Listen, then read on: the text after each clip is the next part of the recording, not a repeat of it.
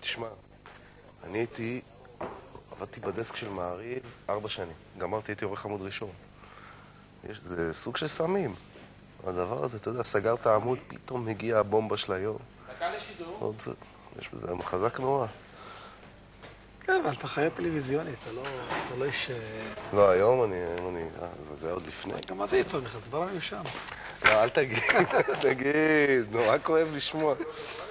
בוא'נה, תעלו אותי על המוניטור, אני רוצה להראות לרפיק, הפנים שהיו צריכות להיות ליד גאולה אבן. עוד קצת לרדת? כמה עוד יכול לרדת? חבר'ה. 40 שניות, אני מבקש. לא, אני אחרי שבאתי פה בשידור פעם, עמדתי ליד...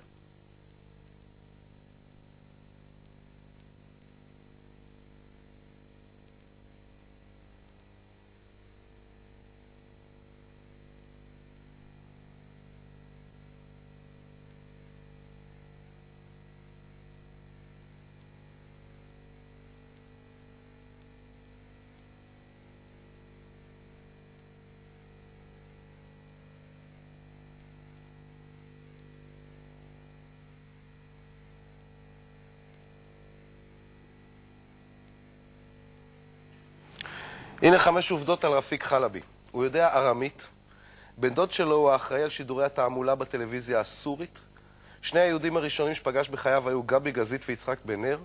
שם אשתו אבתיסאם, שמשמעותו חייכנית כל הזמן. ואת הדרבי של חיפה בשבת הוא ראה יחד עם אחמד טיבי.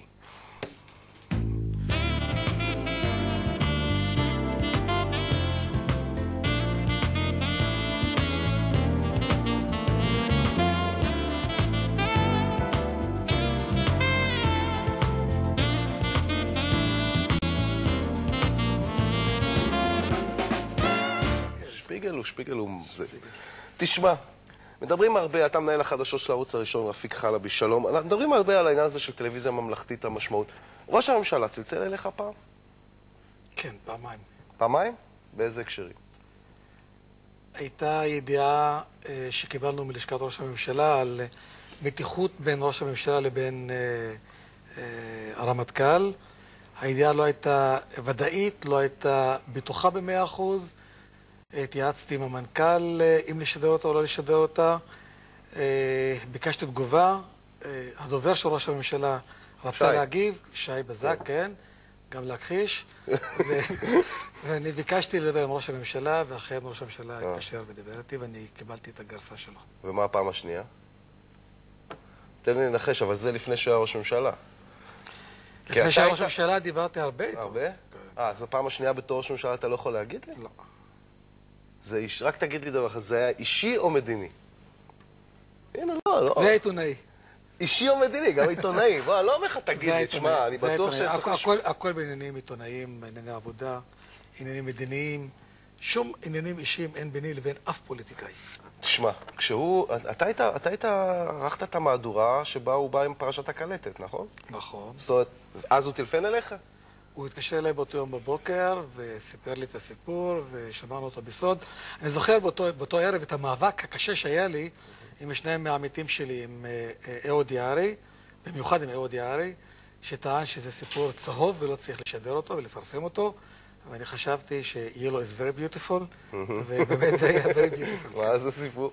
האמת, אני חושב שהיום בכלל לא היה יכול להיות ויכוח כזה, כי ברור שאם אתה לא משדר את זה, הוא הולך לערוץ 2 ונגמר. לא רק זה, אני חושב שהעיתונות הישראלית בכלל עברה פאזה מאוד מעניינת.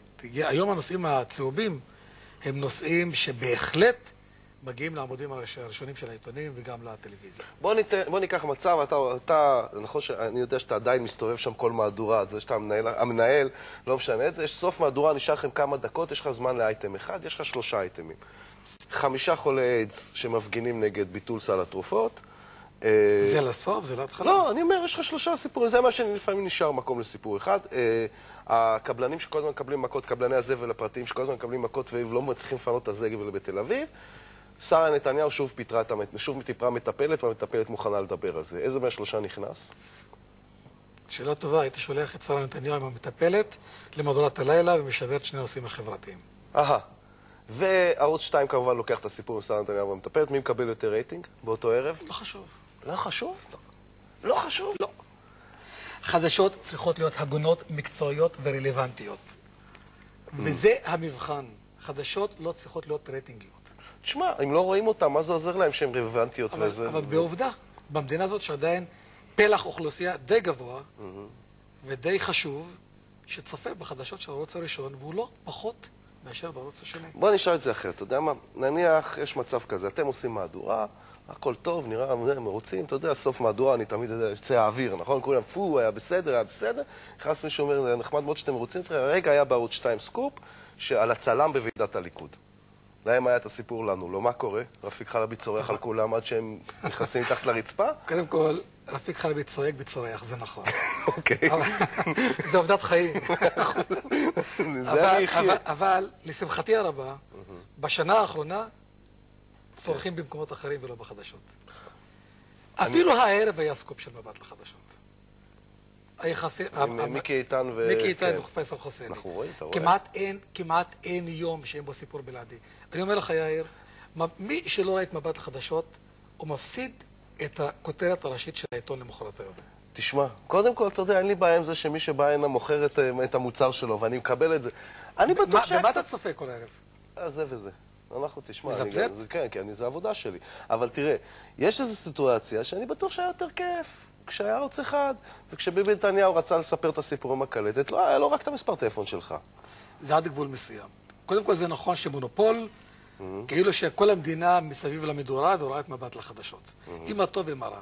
אבל אין לי צל של ספק שהתחרות עזרה לשני הערוצים, במיוחד לערוץ הראשון.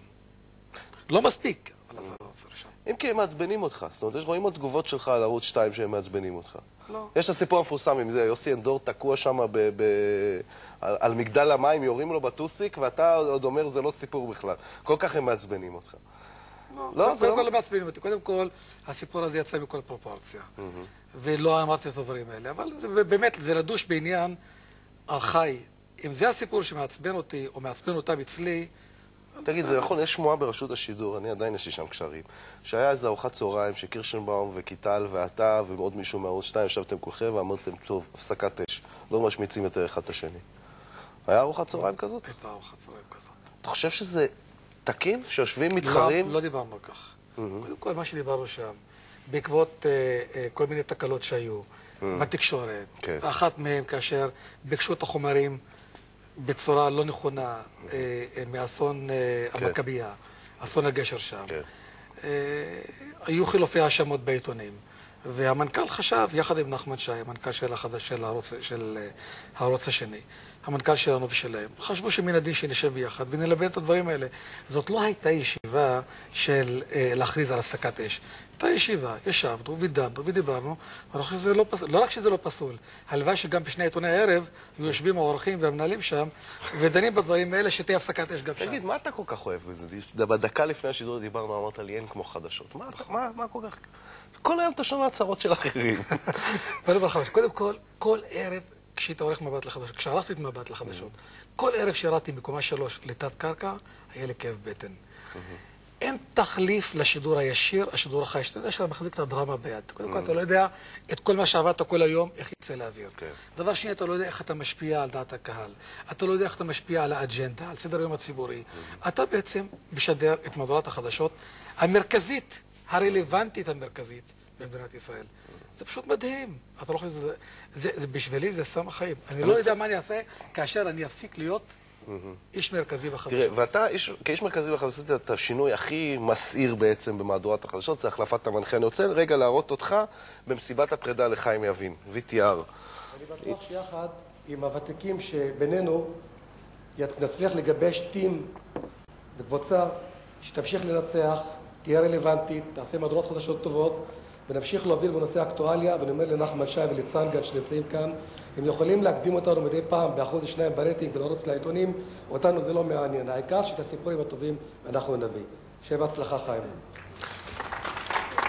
תשמע, זה לא היה פרידה נורא חמה ממך אם יבין. זה... חיים יבין, אבל אתה יודע מה, אני... באותו יום הייתי עם גריפה קשה מאוד כמוך היום. הבנתי, אוקיי. תשמע, יכול להיות ש...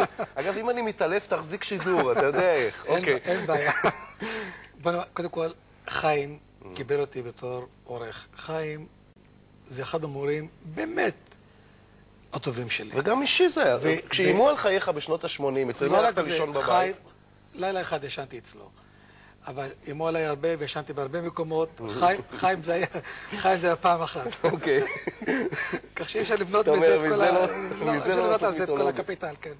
אבל חיים הוא מורה, חיים הוא חבר, חיים הוא מעבר לחבר. חיים, אני התייחסתי אליו כאל מורה ורבי. אני יצקתי מים על ידיו של חיים. 100%. אני אומר עליו רק הדברים טובים. אני יכול להעמיד פה 10 אנשים שיעידו בשבועה שאתה רצית שהוא יעזוב. 10 אנשים? תביא לי 2 אנשים. טוב, לא כרגע, אבל בעיקרון, אז אפילו טלפונים שאני עשיתי. אני אומר דבר אחד, אם חיים היה מעוניין להישאר בתנאים שלנו, אין לי ספק שחיים היה היום מגיש את מבט לחדשות. אין לי גם ספק שגאולה היא מציאה של פעם אחת בדור. אין הרבה כמו גאולה. וגאולה היא פשוט מציאה, זאת המצאה של כל הדור האחרון. הרי אתה יודע לתאר. שידור ראשון עם גאולה אבן, כולכם בטח עומדים שם עם לא פרפרים בבטן, עם פילים בבטן. אחרי 7 דקות, שבתאי שביט ואומר לה, גאולה, את בעניינים כאלה לא מבינה. איך אתה היית? אני הרגשתי נפלא. קודם כל, היום אני יודע כמה שהוא לא מבין מה קורה במוסד. זה נכון. זאת אומרת, יש 2 שלא מבינים בזה. יש אחד שבטח לא מבין, ואחד שחושב שהוא מבין ולא מבין. כן. אבל, תראה, הדברים האלה לא נבנים, אתה בודק את הדברים לאורך הזמן. גאולה אבן היא בת 25. היא כוכב, היא בעיניי אחת הקרייניות. אתה יודע שזה נורא לא אופייני למה שקורה בעולם. בעולם, כתבו את זה לא פעם. מגישי חדשות זה אנשים מבוגרים, קרונקייט, אנשים עם סמכות, ראדר. אומרים בעולם, אומרים קרונקייט, פג'ניקס. כן. זה מה שאומרים. גם באנגליה וגם בצרפת לא ראיתי בחורה יפהפייה בת 25 מגישת חדשות. אתה לא רואה את סקאי? סקאי, יש שם בחורה שעושה את החדשות הכלכליות שהיא יפה של עמוד הזו. אוקיי, לא ניכנס לזה. קודם כל, חוץ מזה, אנחנו מדינה שתמיד ממציאה דברים חדשים. אתה יודע את זה. מה שטוב בעולם, זה לא טוב כאן ולהפך. אני חושב שגאולה אבן היא מגישה יוצאת מן הכלל. נחזור לחיים. על חיים אני יכול להגיד רק דברים טובים. אבל תם עידן חיים, התחיל עידן גאולה. ככה צריך להתייחס לזה. אתה יודע, זה יהיה יום אחד שמישהו יישב ויגיד, תם עידן רפיק, מה תעשה בלי חדשות? נפלא. אני ארגיש קשה, אבל אני אחיה גם בלי זה. כמוך. כן, כולנו יגיע יומנו. יש תחליף לכולנו. אגב ימים, יש עוד חדר אחד שאני רוצה שתכניס אותי. זה החדר שבו אתה ואיילה חסון יושבים או עומדים, אתה תגיד לי, ומחליטים על פרסום פרשת ברון. יושבים או עומדים באיזה חדר? זה... בוא תלך איתי מדרגה. אני אלך איתך, איפה זה קורה? אני אתאר לך את המצב, אבל לא אגיד לך מה היה שם. 100%. היא ישבה על הרצפה, החזיקה את הפלאפון ביד, הייתה צריכה לוודא עוד דבר אחד, החזיקה פלאפון וטלפון. עניתי לידה שם, כשווידאנו את הסיפור סופית, וידוי... גם על הרצפה. אני לא ישבתי על הרצפה. אני הייתי כל כך מוטרד, שלא יכולתי לא לשבת ולא לשכב. זאת אומרת, אתה מקפץ לידה? אני מקפץ, כן. הבנתי. וכאשר הסיפור היה ודאי, אנחנו יצאנו אותו. אבל מה שהיה ביני לבינה באותה שיחה, אין לי ספק שזה העמוד הראשון בספר. אתה לא רוצה לגנוב לעצמך. לגנוב לה, אני? כל התהילה שלה, לא שלי. יציקת בטון של 1,000,000 טון. תשמע, זה לא הייתה יציקת בטון של 1,000,000 טון. ואיך שהפרשה התגלגלה, מוכיח שזה... אז כמה 1.5 מיליון? למה? תראה, בסופו של דבר, עם מה נשארנו? נשארנו עם עוד כתב אישום נגד אחד שהיה חבר שלך עד הפרשה הזאת, ומאז אתם לא דיברתם, נכון? אריה דרעי. לא דיברנו. הייתם ממש חברים קודם? הייתם ידידים? ממש חברים, גם עכשיו. אני מתייחס אליו גם עכשיו כאל חבר. רק הוא לא מצלצל, אתה אומר. כולה לא מצלצלים. לא מצלצלים. לא. היה איזה רגע שהוא טרק לך את הטלפון והיה ברור לך שעכשיו לא כדאי... לא? פשוט שקט? לא, גם משיח לא מטלפן. גם משיח לא מטלפן. כן. היה לך עוד פעמים כאלה שהיית צריך להחליט בין חבר לבין סיפור? כן, הרבה. מי למשל? סיפור שהיה לי עם המנוח דוד פרחי, בשטחים, סיפור שהיה לי עם פואד, שהיה מפקד שלי וחבר שלי הרבה מאוד שנים, מפקד שלי בצבא גם כן. תראה, בין האמת, העובדות, לבין חברות, בחרתי. כל הזמן? כל הזמן. זה במדינת ישראל אחרי כמה זמן אפשר להישאר בכלל בלי חברים, לא? יש עם זה בעיה. תגיד, מדברים... לא, מה שמטריד אותי מאוד, מה שאמרת לפני כן, מה? אתה קראת את דוח הפרקליטות, דוח הפרקליטות המדינה והיועץ המשפטי? אתה מוטרד מזה שזה לא יציקת מיליון... אני חושב... בעצם, מה שאתה מציג לי עכשיו, שכאילו אם היו 5 כתבי אישום או 4 כתבי אישום, אז זה יציקה של 10 טון דרך אגב, לא מיליון טון. אז זה 10 טון. אבל אם רק כתב אישום אחד וכל הסיפור מוכח, אז זה פחות מ10 טון? היה תחושה, אתה יודע מה, אני מוכן ששכנע אותי אחרת. מי טיפח אותה? ודאי אבל הייתה תחושה שאם אתם היום, מקצועית, לא היה כדאי לחכות יומיים, להדק את זה עוד יותר, להביא עוד, לא להסתמך רק על עורך דין אחד שאומר משהו לאיילה, אלא לנסות להביא עוד 2 עדויות מסייעות? קודם כל, אתה לא תשמע ממני בחיים, אם זה עורך דין אחד, 2 סוחרים, 4 רוכלים, 2 פלאחים, זה היה יותר ממקור אחד. 2. מה שנכון, הטעות היחידה שאני מרגיש היום שעשיתי באותו סיפור, שאת כל האינפורמציה זרקנו בערב הראשון. יכולנו לשחק את זה אחרת. הבנתי. חוץ מזה, עוד פעם, מבחינת רייטינג אתה אומר. הכל אמת. תגיד, אביגדור ליברמן, בוא נדבר על אובייקטיביות. אביגדור ליברמן, אתה פעם אמרת אין דבר כזה אובייקטיביות, אז אני נשאל. אז אביגדור ליברמן, האיש שניסה, רצה נורא לסגור את ערוץ 1. מודיע שהוא מתפטר. אתה צריך לסקר את הסיפור הזה. איך אתה יכול לסקר אותו באופן אובייקטיבי? נתניהו השר הממונה של רשות השידור. ליברמן היה אויב אישי של קירשנבאום, ואתה צריך לחסות את זה. קודם כל אני לא מסקר את ליברמן. אני אומר לך עכשיו דבר אחד. ואפשר לבדוק את זה. מעולם לא התערבתי בעבודה או בגישה של העיתונאי, של הכתב בשטח. יש פלורליזם של שידור, פלורליזם טוטלי בחדר החדשות. אביגדור ליברמן מבחינתנו הוא טוב בדיוק כמו כל אדם אחר. אתה אישית כאזרח, ומותר לך להיות אזרח כשזה... שמחת שהוא עוזב? אני שמח שמותר להיות אזרח. לא, אני אומר, מותר לך, אתה יודע, אתה שמח שהוא עוזב? שמחת שהוא עוזב? חשבת שזה טוב? אני לא שמח ולא עצוב, וזה גם לא חשוב. אנחנו מתייחסים לאישים לפעמים יותר מאשר למה שהם מסמלים. אותי מה שמעניין מה עושים אנשים. אוריאנה פלאצ'י אמרה משפט מאוד יפה.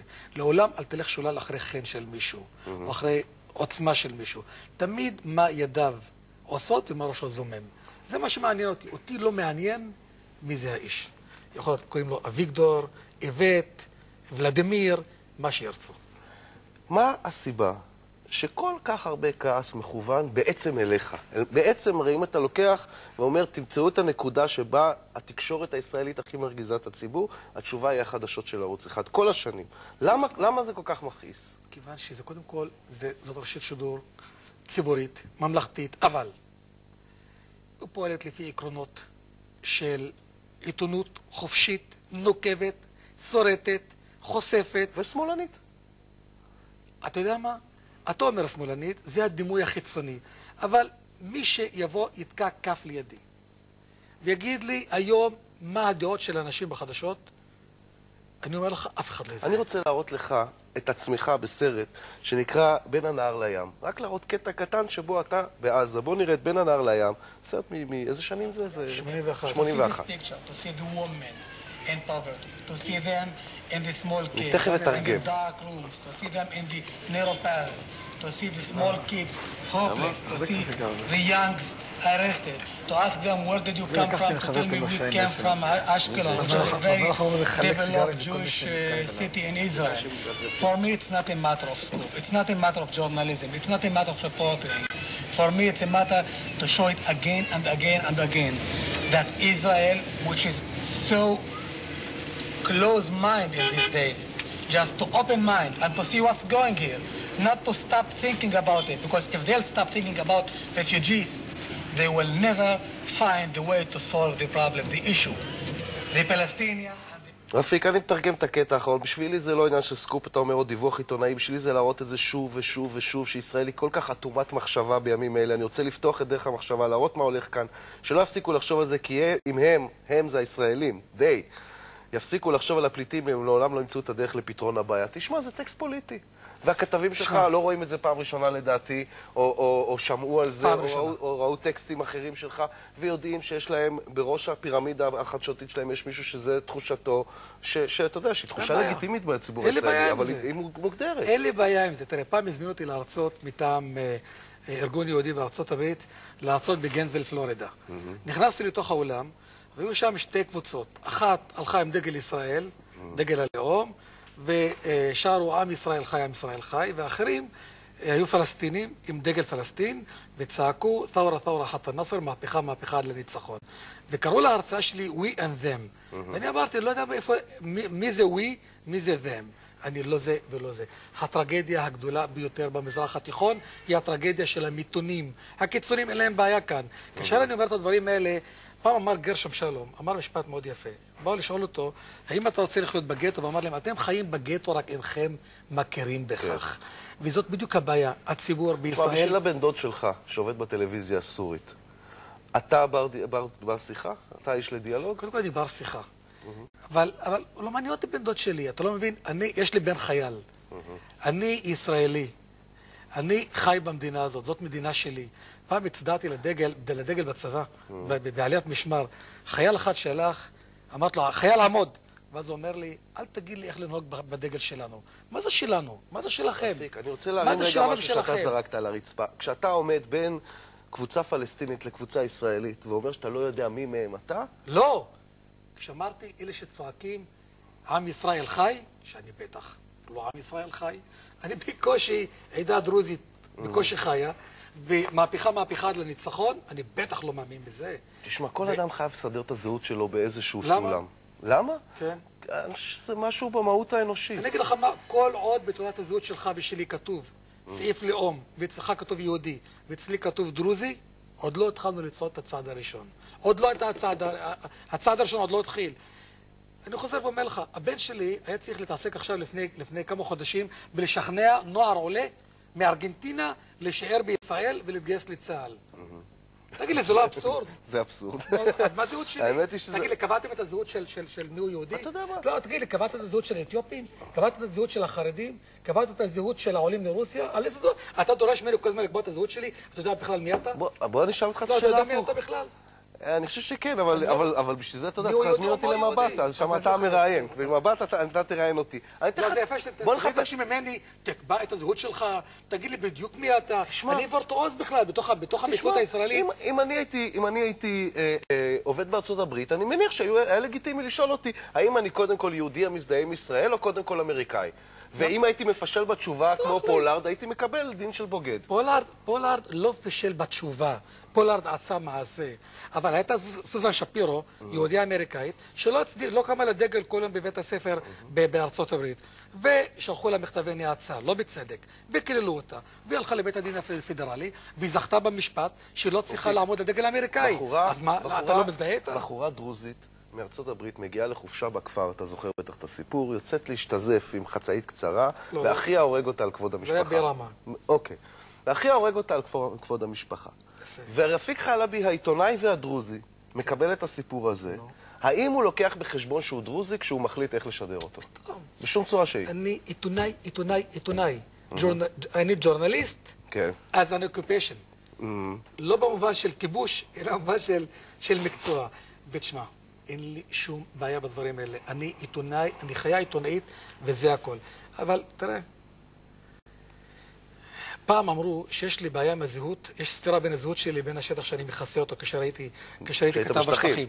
אריק שרון אמר את זה. אריק אמר משהו אחר. אריק רצה שיפטרו אותך, זה מאוד פשוט. בסדר, אריק אמר. מה אמר אריק? אריק בסדר. מה אמר אריק? הוא לא צעק ואמר הכתב אמין וכו', אחר כך היה בית משפט, ואני זכיתי במשפט. התפיסה שלי היא התפיסה שזכתה. אבל זה לא חשוב. אמרו שיש סתירה בין הזהות שלי לבין השטח שאני מכסה אותו. ואם הייתי מבני עקיבא, לא הייתה סתירה. ואם הייתי אחד שגדל בשכונת שבזי, לא הייתה סתירה. מתי אתם קובעים את הסתירה? הרי תראה, אפשר לחפש את האדם מאחורי האויב, אפשר לחפש את האויב מאחורי האדם. הרי אתה סך הכל קובע סטיגמה וסטריאוטיפ, ואתה מחפש כל הזמן, אתה אומר, אבל הוא אחרת, שאני אאמין לו, תמיד אחד העיתונים הבכירים בחדשות אומר לי, אתה מאמין לערבי הזה מה שהוא אומר? כן, אני מאמין לערבי הזקן הזה, בדיוק כמו שאני מאמין ליהודי הזקן הזה. תראה, אני אגיד לך מה... למה לא להאמין לו? מה, הוא לא בן אדם? כן, השאלה היא, תראה... לא מתאים לך לשאול שאלות כאלה. למה לא מתאים לשאול שאלות כאלה? כיוון שחשב שאתה ליברל. אתה כבר עורך את המהדורה? אתה עורך לי את המהדורה. תשמע, ליברלים שואלים שאלות קשות, זה הדרך, הליברלים מטילים ספק, כל הזמן. לפעמים יש לי תחושה שהבעיה הכי גדולה של היחסים בין יהודים לערבים בישראל זה השמאל הישראלי. השמאל הישראלי, הבנתי. אם הבן שלך רוצה להתחתן עם שמאלנית יהודייה, לא היה מעורר, היה מעורר לך אי נוחות? ואם הייתי איש שמאל יהודי, שהבן שלו מתחתן עם ערבייה, או הבת שלו מתחתנת עם ערבי, זה מעורר אי נוחות. למה אני צריך לשאול את השאלה הזאת? הבנתי. מה שאתה אומר זה בעצם שבגלל שאתה דרוזי ואי לכך אתה מראש מיעוט, אז אסור לשאול אותך על זה שאתה מיעוט. אני אמרתי את זה? אני אומר, רק שאלתי את השאלה שאתה שואל את עצמך. אני שואלתי אותך, אני כל הזמן, זה מה שאני עושה, הרי יש רעיון זה תמיד עם עצמך, אתה לא יודע? אני היהודי של הערבים עכשיו. זהו, עכשיו לצורך העניין, אתה יהודי של הערבים. אגב, יש דבר אחד שיש הבדל אמיתי, אני מבין שאצל הדרוזים אין בכלל תפיסה של המוות. היהודים, המוות זה עניין מאוד רציני. אני מבין שלדרוזים בכלל הנושא של... היהודים חיים בשביל המוות. זהו, ואצל הדרוזים אני מבין שזה לא... תראה, הדרוזים זה... המוות אצל הדרוזים זה כמו המוות אצל הנבטים, אבל בהיפוך. מה זה אומר? אצל הדרוזים בעצם החיים מתמשכים. יש גלגול נשמות. אתה לעולם לא מת. ואז מוות זה לא עצוב? לא, מת עצוב, כיוון שיש פרידה. כל פרידה היא עצובה. אתה תיפרד ממי ששולח נוסע לארצות הברית ל5 חודשים, גם אתה תהיה עצוב. הבנתי. אבל זה משהו, כן, משהו זמני לגמרי. זמני לחלוטין. אין מצבות, אין זיכרון, אין עלייה לקבר, אין יום שנה. זה כיף. איפה ההורים שלך קבורים, אתה יודע? אין לך מושג? והם מתו בכפר, נפטרו בכפר? כן, מקבורים גם בית הקברות שלי. שכל שבוע אני עולה שם ללוות מישהו אחר מהכפר. אבל אני לא יודע איפה... מה, קברו עליהם כבר וזה? ולא מפריע לך. לא. שאלון, אם לא היית עיתונאי, מה היית רוצה להיות? כשהייתי ילד רציתי להיות טייס, תמיד רציתי להיות מה שאני לא יכול. הבנתי. הטייס הדרוזי הראשון, זה כמו הרמטכ"ל התימני הראשון, זה יפה. אבל היום אני מקנא בשני בעלי מקצוע, בשני אנשים. ציירים, פסנתרנים. אומנות. כן. יפה. מה הסקופ הכי גדול שלך? שלך אישית. שלי אישית? הסקופ של איילה חסון. אוקיי. יפה. אבל היו לי הרבה מאוד דברים בלעדים, ואני חושב שהדבר על הישגים שלי מהעבר, יש עכשיו צעירים ומוכשרים ממני. מהי בעיניך תכונה ישראלית? לחפש את האשם אצל האחר. מה בעיניך תכונה דרוזית? להסתגר ולפחד מאחרים. זאת אומרת, להיות האשם הזה שהאלה חיפשו, זה בעצם התשובה. להסתגר בתוך הקונחייה של עצמו וזהו, אל תתקרב. מה מפחיד אותך? מה מפחיד אותי? מפחידה אותי תיאוקרטיה. את כולנו אני מניח. מי העיתונאי הישראלי שאתה הכי מעריך? הרבה מאוד. תן אחד. הרבה מאוד. אני אתן לך, לא, יותר מאחד. בבקשה. 3. 4. 4? אני חושב לך 20. בסדר, תן 4, אבל זהו. אני, מוטי גילת. כן. אני חושב שתחקרן אדיר. 2. אברמוביץ'. זאב שיף. אהוד יערי. מאוד מיינסטרים. לא, אין איזה מקומוני. אוקיי. אתה מאמין באלוהים? אני צריך לחזור הביתה. מה זאת אומרת? אם אני לא מאמין באלוהים, איך אני אחזור הביתה? זאת אומרת, יכול להיות שאתה לא מאמין באלוהים, ואתה לא יכול להגיד את זה בטלוויזיה. לא. ודאי שאני מאמין. הבנתי. לא נורא, אבל כנראה. מה רומנטי בעיניך? מה רומנטי? הסט הזה. כן, נגלה לך אחרי זה איפה זה באמת. באמת? בתל אביב? אני אחרי זה אגיד לך את זה, זה סוד מקצועי קטן. כן. לא, האמת שרומנטי? רק עכשיו הייתי באביניון, בדרום צרפת. מקום מאוד רומנטי. אגב, רומנטיקה, כי יש לי עוד שאלה מצוינת לשאול אותך בשאלון. אגב, רומנטיקה, מחר יהיה פה בועז שרעבי. אתה אוהב אותו? מאוד. נכון? מאוד, כן. מה התוכנית הטלוויזיה האהובה עליך ביותר בערוץ 2? זאת שאלה טובה. גידי גוב. גידי גוב? כן? זאת אומרת, בועז שרעבי, גידי גוב, אתה אומר, רבותיי, לא תתפסו אותי בלא ישראלי בכלל. באמת גידי גוב. כן, גידי עושה זאת. הוא מדליק, לא? גידי הוא... מה שאני אוהב את זה גידי שהוא נורא ישראלי. גידי זה הבן שלי. תשמע, גידי גוב, אני עשיתי אחת הכתבות הכי יפות שלי בטלוויזיה. עליו? כאשר גידי גוב נודע לי שהוא עוזר לילדים אוטיסטים. יפה. והוא איש מקסים. גם אשתו מוכשרת מאוד. 14 לאפריל, קירשנבאום עוזב, יש לך מנהל ממונה מהליכוד, מה תעשה? כולם עכשיו אומרים, רגע, שלא ייכנס לקרדיטים, לא, שלא ייכנס. מה אתה עושה? תלוי איך הוא יתנהג. הבנתי. הספקת עוד לענות על זה?